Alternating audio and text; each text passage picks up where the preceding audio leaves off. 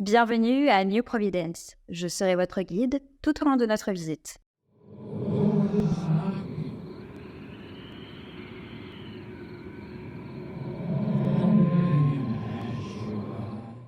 Ça fait un moment que je ne me suis pas promenée dans les rues de New Providence. Je vous souhaite une cosmique nouvelle année 2024. Et pour bien la commencer, j'ai envie de vous relater un souvenir d'octobre. En entrant dans une des nombreuses librairies de la cité, en déambulant dans les rayons sentant le papier ancré, j'ai découvert une pépite parée de gris. Celle-ci raconte l'histoire d'une ville, Carcinopolis, qui pourrait être un des visages de New Providence. PVH m'a contacté en septembre 2023 en me demandant si j'étais intéressée par la lecture d'une de leurs sorties, Carcinopolis, qui paraissait le 17 octobre 2023. On repassera sur ma ponctualité, mais je voulais vraiment faire les choses bien. Je les remercie pour leur proposition et leur envoi presse. C'était assez inattendu et surtout mon premier, le début de la joie. Avant de vous parler de l'ouvrage, j'ai un petit peu envie de vous parler des éditions PVH, qui est une petite maison d'édition suisse spécialisée dans les publications de l'imaginaire, de SF et de fantasy, entre autres. Ils ont l'originalité d'avoir une collection Creative Commons, ce qui est plutôt inédit. Et rien que pour cela, je trouve que cette maison d'édition est, spirituellement Lovecraftienne. Cette collection, Ludomir, dont fait partie le roman Carcinopolis, est consacrée à des romans de science-fiction et de fantasy avec une identité visuelle assez forte, grâce au talent des illustrateurs et des graphistes. Et elle est disponible en format papier et en format e-book. En accord avec leur valeur d'une culture libre et accessible, cette collection a été déclinée sous le format ouvert Print at Home. Chaque lecteur est donc libre de télécharger, d'imprimer et de partager les romans grâce à une licence Creative Commons. Maintenant que vous en savez un petit peu plus sur la maison d'édition, je vais vous parler succinctement de l'auteur. Julien Hirt est un auteur suisse, né au début des années 70, auteur de contes, de nouvelles, de jeux de rôle et même de pièces de théâtre.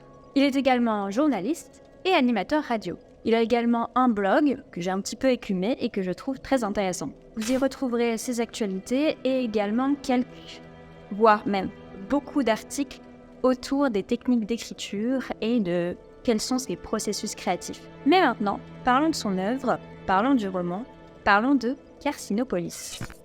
Comme vous pouvez le voir, c'est une petite brique grise qui est somme toute très pratique à emmener dans son sac à main pour lire ça. En tout cas, moi, c'est ce que j'ai fait. Je l'ai emmené au travail et c'est un format vraiment pratique. Je ne m'y attendais pas en recevant le service presse, mais vraiment, c'est trop bien. Franchement, c'est un format que j'apprécie beaucoup. J'avais un petit peu peur du dos carré collé. Je crois qu'on dit comme ça. Mais franchement, je suis agréablement surprise du confort de lecture. Donc là, c'est pas du papier blanc, c'est une espèce d'ivoire. Et ensuite, c'est plutôt écrit dans une taille facile à lire. C'est pas comme la biographie de Lovecraft par Sochi où c'est écrit tout petit, où c'est vraiment, il faut limite une loupe très très chouette. Et bon, là, vous voyez, ça fait un peu brique. Ça se lit quand même très très bien et très très vite. Et ça fait presque 350 pages d'aventure. N'est-ce pas, mon petit chat? T'en as pensé quoi de Carcinopolis, toi? T'as aimé? Beaucoup aimé. D'ailleurs, l'illustration que vous pouvez voir sur la couverture est de Marie Varidel. Enfin bon, j'ai pas spécialement de fil conducteur sur comment je vais vous parler du livre. J'ai pris simplement quelques notes et je vais un petit peu déblatérer autour pour vous présenter vraiment cet ovni qu'on m'a gracieusement envoyé. Mais avant tout, un petit synopsis. Comment tout un bâtiment peut-il disparaître, comme digéré par la réalité? Prométhée Kassonga, un spécialiste en résolution de conflits, débarque à Berlin à la suite d'un message alarmant envoyé par sa cousine. Il apprend qu'elle a étrangement disparu avec l'immeuble dans lequel elle se trouvait. Prométhée se lance alors dans une enquête sombre et glaçante, au cours de laquelle il devra lutter non seulement contre une réalité cauchemardesque, mais aussi contre ses propres démons. Il met très difficile d'en rajouter vis-à-vis du synopsis parce que j'ai vraiment très très peur de vous spoiler étant donné que c'est une enquête. Il y a beaucoup d'éléments qui se trouvent à travers les pages tout simplement et les événements que vivent le personnage. Et donc j'ai fait mon possible dans mes notes pour éviter le spoil parce qu'étant donné que l'auteur présente son livre lui-même comme Lovecraftien, il y a de l'horreur, il y a de l'enquête, il y a du suspense et c'est vraiment ça que j'ai envie de garder dans ma présentation. Parce que moi, par exemple, quand j'ai découvert Lovecraft, j'y connaissais vraiment rien et j'ai apprécié me faire surprendre par ce type de lecture, un peu mi-réalité, mi-fantastique et où tout se brouille et à la fin, on se demande est-ce que c'est réel ? Donc, comme je le disais, l'auteur présente lui-même son livre comme Lovecraftien. Il est également inspiré par le brutalisme, Berlin, Doctor Who, l'Urbex et Struwwelpeter, si je prononce correctement, qui est un livre allemand d'histoire courte en web publié en 1844. Son auteur, Heinrich Hoffmann, est un psychiatre, écrivain et auteur de livres pour enfants. Sous forme humoristique, il s'agit d'un vrai recueil de leçons de morale pour enfants, sur ce qu'il ne faut pas faire, allant de mal se tenir à table à se moquer des étrangers, en passant par faire du mal aux bêtes, etc. Le livre a été traduit dans plusieurs langues. Alors, en ce qui concerne la dénomination Lovecraftienne du livre, au début, j'ai été particulièrement dubitative parce que pour moi, Lovecraft, c'est un style, c'est un registre d'un certain vocabulaire et c'est vrai que c'est pas ce que j'ai retrouvé au début de la lecture. D'ailleurs, au début de la lecture, on peut se retrouver un petit peu perdu parce qu'on rentre tout de suite dans le vif du sujet. Et je sais que moi, les deux premiers chapitres, j'ai été un petit peu déstabilisée par la méthode d'exposition, mais c'est pas inintéressant parce qu'après, on oublie assez vite. C'est seulement vers, je pense, les 3/4 de l'ouvrage que j'ai effectivement trouvé ça un petit peu plus Lovecraftien, parce que vous rencontrerez certainement certaines créatures au cours de votre lecture qui vous y feront penser, et surtout le processus d'écriture, là, devient beaucoup plus Lovecraftien. Il y a plus la notion d'horreur cosmique, de choses qui nous dépassent et qui en fait nous fait nous rendre compte que l'humanité est simplement moins qu'un grain de sable dans l'univers. Et là, c'est vrai que ça devient plus intéressant. Il y a une vraie leçon aussi de morale dans l'ouvrage.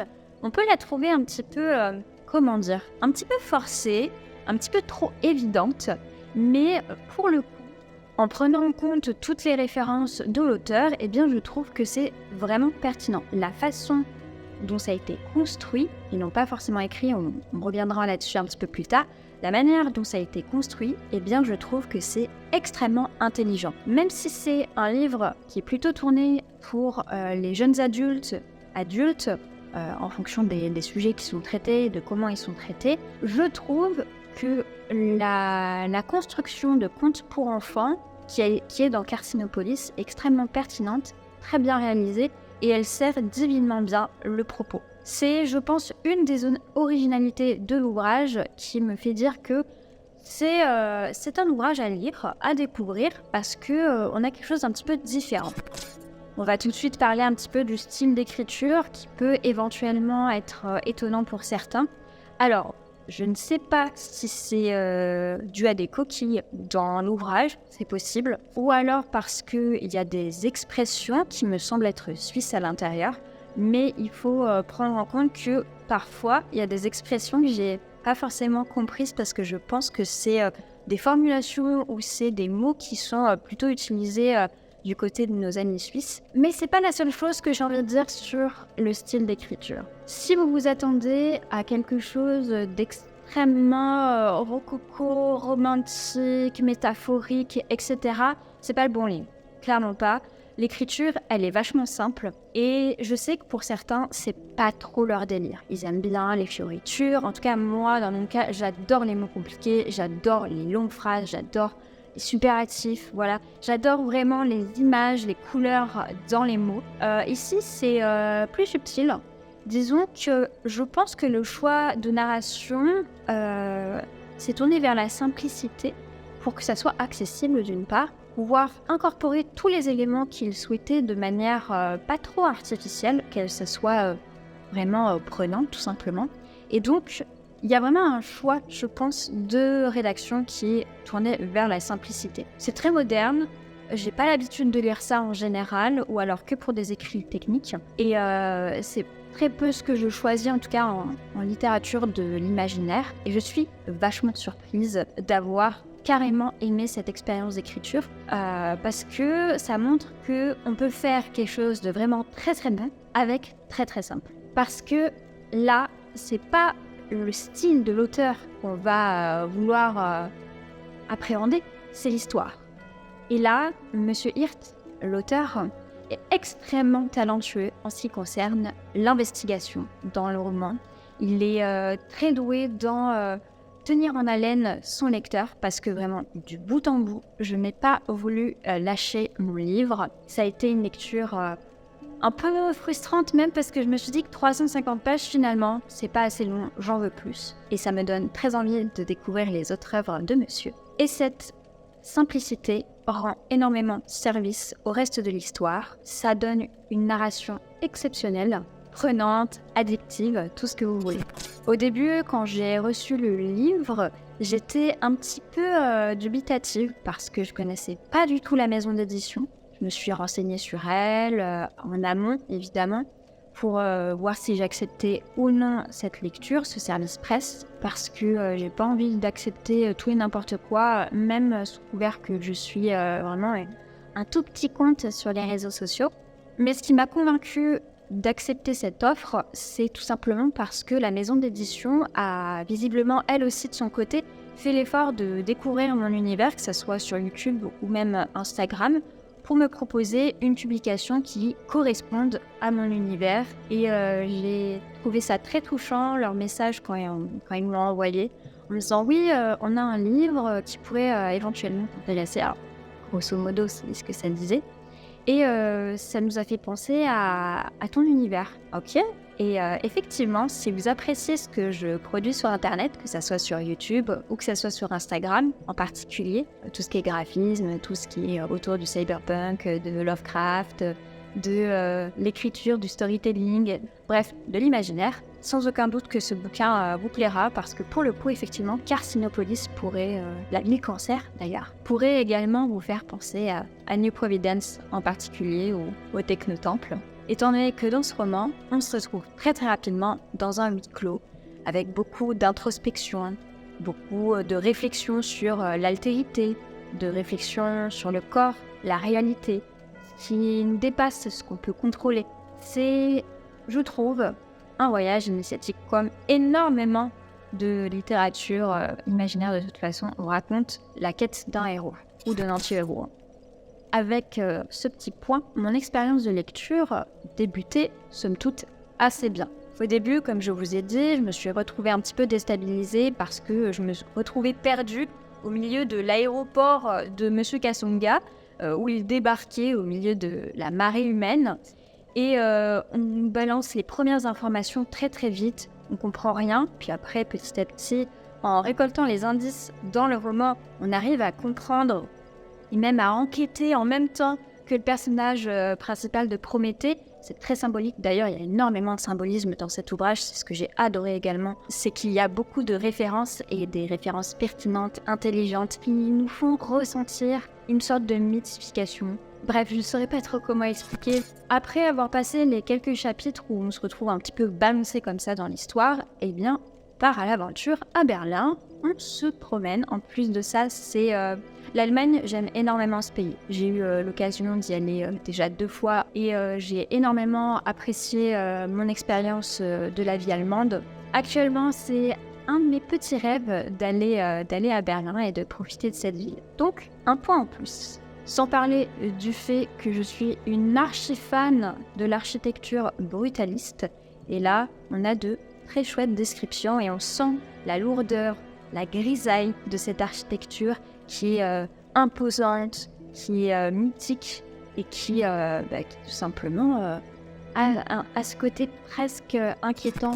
Globalement, le déroulement de l'histoire se fait de manière assez linéaire. On essaie de trouver des solutions pour sortir de Carcinopolis à un moment donné. Et d'ailleurs, les descriptions qui sont faites dans ce roman me font énormément penser à du jeu vidéo parce qu'il y a une sorte de leveling avec du facile, du moyen, du difficile et du légendaire. Et où là, ça devient vraiment Lovecraftien. Donc il y a un petit aspect jeu vidéo, pas piqué des hannetons. Au-delà de ça aussi, cette lecture m'a beaucoup fait penser à un de mes rêves d'il y a quelques mois, où je me suis retrouvée pareillement dans une espèce de ville monstrueuse avec une espèce de quête à résoudre, avec beaucoup à un moment d'escalator et d'escalier où je devais monter et descendre pour trouver des objets et puis tenter de m'échapper d'une situation qui semblait être dangereuse. D'ailleurs, je ne me souviens pas du tout pourquoi c'était dangereux, mais il y avait beaucoup de rouge. 2 derniers points que je voudrais aborder pour vous présenter cet ouvrage, c'est autour du personnage. Le personnage qu'on va suivre est un personnage noir, Prométhée Kasanga. Bon, avec le nom de famille, on a déjà un petit indice de son origine. Et je sais qu'il y a beaucoup de polémiques autour de mettre des personnages qui sont issus des minorités dans les ouvrages, alors qu'on est un auteur blanc. Bref, je peux comprendre que ça peut être sujet à débat, mais en tout cas, je souhaitais le notifier pour les personnes tout simplement qui ne sont pas hyper représentées dans les littératures de l'imaginaire, tout simplement. Là, on a un personnage d'une autre ethnicité que blanche et qui est extrêmement bien écrit parce que c'est pas forcé. À aucun moment c'est toujours mentionné que c'est un personnage noir parce que de toute façon dans les romans je pense de science-fiction ou de fantasy on ne dit pas ce personnage Michael est blanc. Et bien là on va pas faire ce personnage Prométhée est noir. Non, tout est logique, c'est simplement un personnage écrit comme un personnage classique lambda. Les quelques fois où on a éventuellement mention de son ethnicité, c'est quand d'autres personnages font des remarques un peu idiotes et où il les remet un petit peu doucement à leur place. C'est des choses presque quotidiennes et j'ai trouvé ça vraiment bien écrit, en tout cas de mon point de vue. Je serais très curieuse de connaître le point de vue de personnes qui sont tout simplement concernées et qui malheureusement ne sont très très peu représentés dans les littératures. Mais ceci, on va me dire, oui, mais du coup c'est compliqué de se projeter dans le personnage dans la lecture. Eh bien non, Michel, ça ne marche pas comme ça. Parce que, au-delà d'avoir une ethnicité particulière, Prométhée Kasanga est un homme d'affaires. C'est un homme courageux. Et surtout, c'est un résolutionnaire de problèmes. Et c'est là où moi, personnellement, je me suis énormément retrouvée dans le personnage. C'est la première fois en fait où je me retrouve avec un personnage qui fait plein de trucs différents, un peu comme moi, et qui s'en accommode et qui est beaucoup dans la résolution de problèmes. Un problème ? Ok. Ça veut dire qu'il y a forcément une solution. Et dans mon cas, je sais que j'ai tendance à beaucoup réagir comme ça au quotidien, dans tout ce que je fais. Et ça a été une belle surprise de pouvoir suivre un personnage qui a limite le même mindset en beaucoup d'aspects que ma personne. Donc si vous êtes un résolutionnaire de problèmes, un touche-à-tout, une personne qui arrive à se dépatouiller de certaines situations ou même à provoquer d'autres situations pour avoir des résultats formidables, je pense que ça sera un personnage que vous apprécierez, surtout qu'il est hypersensible. Pas hypersensible dans le sens hypersensible, mais dans le sens où c'est un personnage sensible qui est très bien écrit, qui a autant ses défauts, qui a autant ses qualités, qui a ses craintes, qui a ses rêves, qui a ses manques de passion aussi, et en même temps c'est son background un peu taiseux qui est en grande partie la raison de l'épopée de notre personnage. Voilà ce que j'ai à dire sur Carcinopolis de Julien Hirt aux éditions PVH. C'est un chouette livre que je vous conseille de lire parce qu'il est bon, parce qu'il est beau et surtout parce que c'est chouette de soutenir les petites entreprises et les petites initiatives. Je sais à quel point c'est difficile de vivre de son art et ça me tenait vraiment à cœur de mettre en avant ces éditions et cet auteur. Je vous souhaite une dernière fois une excellente année. Je vous invite à liker et commenter la vidéo si vous l'avez appréciée. Si vous ne faites pas encore partie des habitants de New Providence, abonnez-vous. Vous pouvez me retrouver sur quasi tous les réseaux sociaux. Et sur ce, on se dit à la prochaine fois.